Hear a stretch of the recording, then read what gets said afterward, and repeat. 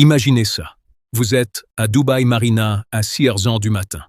Les yachts sont toujours là.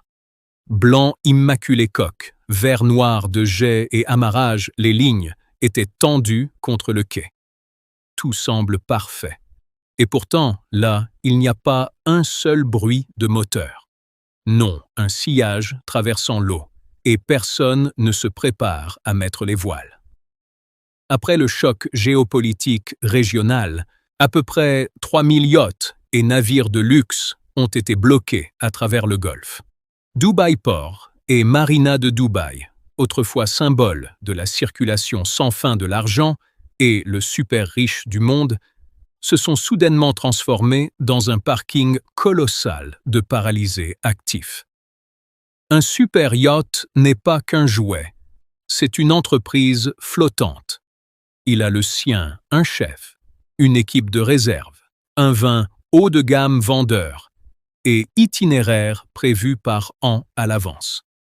Mais quand l'assurance maritime les prime atteignent des niveaux absurdes, quand l'espace aérien est fermé et les clients annulent leur voyage d'un seul coup, cela devient rien de plus qu'un morceau coûteux de le métal dérive sans but. Si une ville était née pour gagner des milliards de dollars mouvement, que se passe-t-il quand tout s'immobilise soudainement? Pour comprendre la pleine dévastation de ce silence, il faut démonter la façon dont Dubaï, le moteur économique, tourne vraiment. Dubaï ne vend pas simplement des chambres d'hôtel ou prestations de luxe. Cette ville vend un tout, le voyage. Et ce voyage, il faut absolument que les gens soient là en personne. Avant que la crise n'éclate, le moteur tournait à une capacité record. En 2024, Dubaï a accueilli 18,72 millions de visiteurs internationaux. En 2025, il a continué à battre des records, avec près de 19,6 millions d'arrivées. Plus de 154 000, les chambres à travers la ville ont atteint une moyenne taux d'occupation, pouvant atteindre 80,7%. À ce moment-là, Dubaï ne montrait aucun signe de ralentir. C'était le plus gros argent aimant dans toute la région. Mais le visiteur à Dubaï ne se contente jamais de payer pour le lit dans lequel il dorme. Regardez au-delà du surface. Vous atterrissez à DXB. Vous commandez une voiture premium à votre hôtel. Vous avez dîné à la marina. Vous glissez votre achat de carte au Dubai Mall. Vous réservez une visite privée du désert, location d'un front de mer cabane. Et il est fort possible que tu t'assoies devant une maquette, considérée un appartement comme un investissement. Chaque valise roule, passer la douane, est en fait une marche flux de trésorerie. Cela déclenche des dizaines de les microtransactions, l'un après l'autre. Un endroit bien éclairé, le comptoir d'enregistrement ne représente jamais simplement une pièce. Il représente la réceptionniste, la femme de ménage, le chef préparer le buffet du petit déjeuner, le taxi, les chauffeurs, les fournisseurs de produits alimentaires locaux et toute une chaîne d'approvisionnement massive fonctionnant non-stop derrière ce vert glamour façade. Dubaï est un écosystème conçu vivre de l'arrivée constante de les gens. Alors, si chaque visiteur est une veine nourrissant tout cet écosystème, comment de nombreuses industries en coulisses à bout de souffle, au même moment où le portes automatiques à l'arrêt de l'aéroport, une ouverture pour eux pour toujours. Nous faisons souvent une erreur courante quand on regarde sa machine. Nous supposons que dans le monde de le tourisme de luxe, ce qui coûte le plus cher est une suite plaquée or ou un dîner de 500 $. Mais la brutale réalité est la suivante. Luxe est une marchandise. Vous pouvez l'acheter à Paris, à Londres ou à Tokyo. Le plus chose chère à laquelle Dubaï vend réellement l'élite mondiale est un psychologique écran. Le sentiment que je peux y aller sans jamais avoir peur. Pour décennies, Dubaï a construit un empire marque sur la promesse de l'absolue isolation. il a été commercialisé comme un oasis plus propre, plus moderne, plus ordonné et parfaitement contrôlé dans une région constamment hantée par courants sous-jacents historiques. Il a vendu une grande illusion que cette ville était immunisée à sa propre géographie.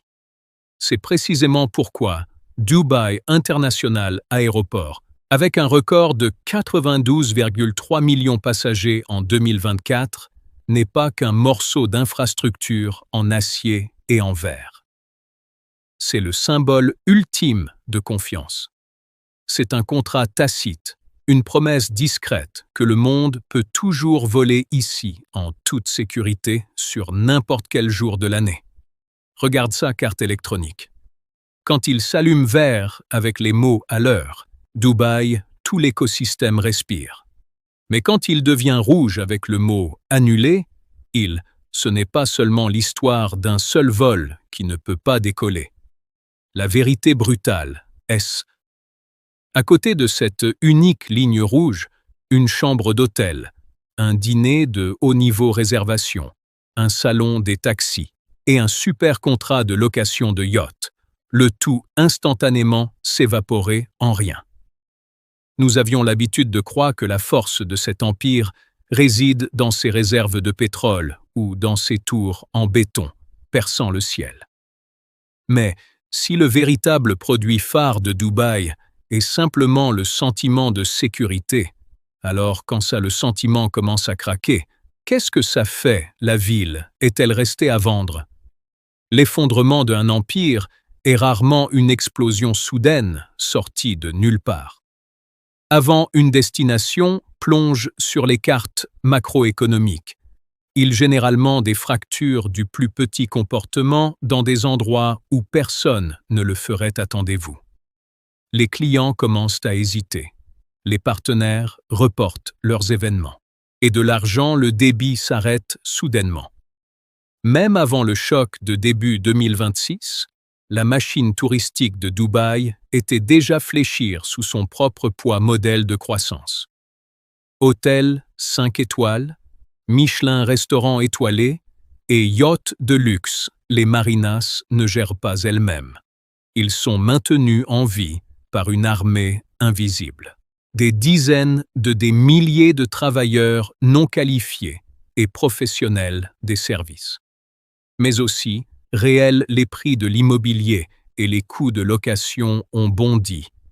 Trimestre après trimestre, la pression de la survie a commencé à étouffer ceux qui étaient au bas de la chaîne d'approvisionnement. Vous ne pouvez pas conserver un sourire 5 étoiles impeccable lorsque le serveur est trop épuisé pour faire louer. Le fondement du luxe était d'être érodé de l'intérieur. En même temps, sur un niveau supérieur, un autre signe d'avertissement est apparu. L'élite mondiale, les personnes dont le capital est le plus sensible au risque, a commencé à montrer hésitation. Une saison de tourisme maritime a besoin de plus que de beaux bateaux. Il a besoin de clients. Il faut du raisonnable prime d'assurance maritime. Et la plupart, il faut surtout avoir la certitude que les eaux qu'ils sont sur le point de traverser sont totalement sûres. Un yacht assis encore à sa naissance avant la haute saison, pas ce qui est effrayant. Qu'est-ce qui est vraiment effrayant? C'est quand ce navire a déjà été chargé de dizaines des milliers de L de carburant. L'équipage est en poste. Les congélateurs sont remplis de dispositions de primes, et pourtant, le propriétaire sur l'autre bout du fil dit doucement « Attendons de voir ». Une hésitation, une décision reportée, une situation inhabituelle. Silence. Une crise n'attend pas, le ciel s'enflamme pour commencer. Alors, l'effondrement ne se produit-il réellement que lorsque les premières traînées de feu apparaissent-elles? Ou l'a-t-il couvre tranquillement depuis le tout premier client a refusé de faire une réservation? Une ville touristique est conçue pour résister à beaucoup de choses. Il peut transporter le poids des ralentissements économiques cycliques. Il peut déployer des promotions pour survivre la basse saison. Mais ce n'est absolument pas possible. Courir normalement quand le ciel est au-dessus devient soudain une question de vie et la mort.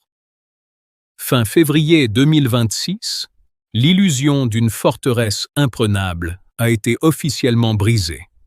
Un choc géopolitique sans précédent a déclenché une fermeture radicale de l'espace aérien. En quelques semaines seulement, plus de 30 000 vols ont été effacés du système de réservation. Les géants du ciel des Émirats et d'Etihad vers les Britannic Airways et Lufthansa ont été contraintes de suspendre complètement les services ou réacheminer leurs artères les plus vitales. Tu ne le fais pas, il faut voir des traînées de feu dans le ciel, ressentir les ravages de cette crise. Il te suffit de te tenir devant ça, panneau d'information, de vol. Regardez ce ligne rouge, flamboyante. Chaque annulé n'est pas simplement un aluminium machine qui ne peut pas décoller. C'est un famille de Londres qui ne peut pas arriver. Un délégation d'affaires de Francfort obligé de faire demi-tour. Un événement mondial qui ne peut avoir lieu. La rupture aéronautique est un coup fatal directement dans le principal artère de l'économie. Quand les vols arrêtent, les visiteurs internationaux disparaissent, tandis que ceux bloqués regardent désespérément pour une issue. Les hôtels perdent leurs réservations de long séjour. Restaurant Michelin, je ne trouve personne qui frappe à la porte. Et les agences de voyage se noient dans une mer de demandes de remboursement. Si Dubaï est colossale machine alimentée chaque seconde, chaque minute par le flux des vols, qu'arrive-t-il cette machine quand la seule artère sa connexion au monde est rompue complètement? Si l'aéroport est la circulation sanguine qui donne la vie, alors les hôtels sont le thermomètre le plus honnête de l'économie. Ils ne peuvent pas mentir. Ils mesuraient avec précision la montée de la fièvre des profits ou du corps qui tombe. La température d'une ville se refroidit lentement. Il faut se rappeler que Dubaï n'a pas entré dans la crise de 2026 en position de faiblesse ou dans un cycle de ralentissement. Sur le haut contraire, ils ont été entraînés vers le bas, l'abîme, en se tenant au maximum sommet éblouissant. En 2025, avec plus de 154 000 chambres à travers le système, le taux d'occupation moyen a atteint près de 81%. Les tarifs des chambres ont continué à grimper. Le gîte La Machine fonctionnait à pleine charge, et puis la rupture de l'aviation s'est produite. Selon le marché le plus dur rapport, d'un marché qui était presque toujours complet, le taux d'occupation en de nombreux domaines clés ont plongé à seulement 15 à 20% dans quelques semaines. Des dizaines de milliers de des chambres luxueuses sont soudainement tombées en silence chaque nuit. L'image emblématique d'une crise du tourisme n'est pas bâtiment en ruine. C'est le lobby d'un hôtel 5 étoiles. Tout est encore conservé en parfait état. Le marbre brille encore. Les lustres encore brillent. Le personnel sourit toujours derrière le compteur. Mais cette porte vitrée automatique ne s'ouvre plus pour saluer qui que ce soit. Dans économie de service, une salle vide n'est pas simplement la perte de quelques centaines de personnes loyées à la nuit. C'est une fuite financière hémorragie dans tout le système. Une pièce vide signifie des dizaines de petits déjeuners. Les portions du buffet restent intactes. Un bar vide. Un carnet de rendez-vous vide à le spa. Les femmes de ménage ont leurs heures coupées. Fournisseurs de produits alimentaires locaux livrant moins. Et les taxis faisaient la queue avec lassitude à l'extérieur du hall. Ils perdent leur foire complètement. Quand un hôtel de luxe encore flamboie fièrement dans la nuit du désert, mais à l'intérieur, il n'y a plus un seul invité. Cette lumière resplendissante, en vérité, essaie de cacher combien d'énormes pertes. Nous venons d'entrevoir l'évanouissement lueur des chambres d'hôtel vides. Mais le destruction provoquée par une politique macroéconomique, la crise ne se déroule pas comme une seule grande explosion. Cela se joue comme une chaîne de dominos silencieux et impitoyables, commençant avec le plus d'interactions au niveau micro. Cela commence toujours par un tintement doux, un email d'annulation, un remboursement de vol commande ou un itinéraire rayé d'une application de voyage. Pris individuellement, la réservation annulée semble minuscule et inoffensif. Mais quand des centaines de milliers des annulations se produisent en même temps, il crée un tremblement qui secoue tout l'écosystème. Touristes annulant les voyages entraînent une perte de trésorerie pour les hôtels. Les hôtels vides signifient les restaurants de luxe à l'intérieur, à court de convives. Clubs de plage qui nécessitaient autrefois des connexions pour réserver les mois de table à l'avance sont maintenant désertés. Circuits d'exploration du désert, services de location de voitures de luxe et villes, les tournées sont complètement anéanties. Et dans cet effondrement de style domino, qui prend le premier coup le plus dévastateur, pas le propriétaire milliardaire, pas les prestigieuses sociétés de gestion. C'est le vrai des êtres humains derrière la machine. Le coup ne commence pas par un licenciement massif remarqué. Cela vient plus doucement. Changement étant coupé. Pour un travailleur des services migrants, perdre quelques quarts de travail par semaine signifie je n'ai pas les moyens de payer un loyer. Et le maigre fonds envoyé à la maison pour soutenir les familles de retour dans leur ville natale sont immédiatement rompus. Cette prise d'étranglement n'épargne personne. Il se propage rapidement et entraîne tout le tourisme réel vers le bas marché immobilier. Services haut de gamme, appartements, projets de location à court terme dans le modèle Airbnb, le quartier animé quartier autour des marinas. Tous faire face à des baisses de prix incontrôlées parce que toute leur valeur est façonnée par le flux de gens qui les remplissent. Et maintenant que le flux s'est évaporé. Un voyage annulé ne se termine jamais avec le billet d'avion. Il balaie tout un réseau de dépenses derrière cela. Alors si juste le client qui tourne le dos peut se fracturer toute une chaîne de valeur, puis quand des millions de voyages disparaissent d'un seul coup, quel trou va-t-il creuser à travers le cœur de l'économie? En macroéconomie, l'argent ne disparaît jamais, simplement. C'est seulement cool de là où il y a un risque vers là où c'est plus sûr. Dubaï peut utiliser son colossal budget pour subventionner les hôtels, pour rouvrir itinéraires de vol, ou pour exécuter des opérations mondiales campagnes publicitaires. Mais fais confiance à sécurité.